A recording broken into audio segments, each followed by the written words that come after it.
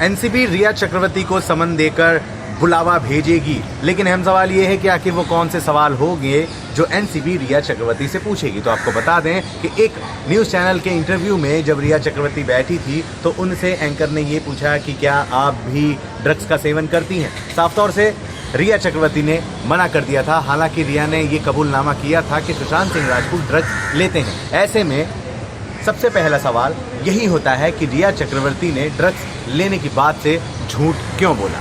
दूसरा सवाल जो रिया चक्रवर्ती से पूछा जाएगा वो ये कि जब शौविक चक्रवर्ती ड्रग्स लेन देन उसके व्यापार में लीन थे तो इस बात की जानकारी रिया चक्रवर्ती को क्यों नहीं थी। तीसरा सवाल जो सबसे अहम है वो ये कि अगर रिया चक्रवर्ती को इस बारे में जानकारी थी तो उन्होंने शौविक को क्यों नहीं रोका इस तरह के घिनौने काम करने के लिए। इसके बाद जो अहम सवाल है वो ये भी रिया चक्रवर्ती से पूछा जाएगा कि गौरतलब है कि आप ही सुशांत सिंह राजपूत का अकाउंट्स से लेकर घर के सारे काम देखा करती थी। सैमुअल मिरिंडा भी आपके अंदर में ही थे, लेकिन जब सैमुअल मिरिंडा ड्रग्स खरीद रहे थे तो उस बात की जानकारी आपको क्यों नहीं थी, और अगर आपको जानकारी थी तो आपने क्यों नहीं रोका।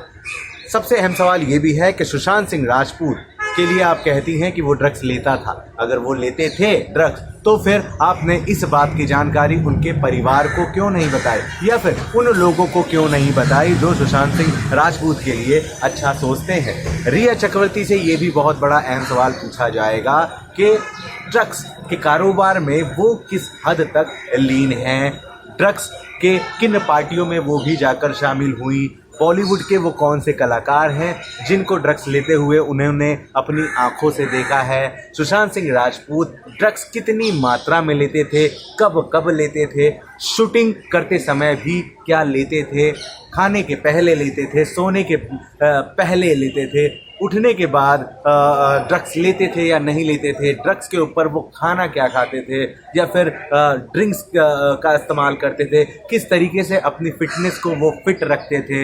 इन सारे सवालों से घिरी हुई होंगी रिया चक्रवर्ती। अहम ये होगा जानना कि उनका जवाब क्या होगा। दोस्तों, आप कुछ कहना चाह रहे हो तो कमेंट बॉक्स में ज़रूर लिखें।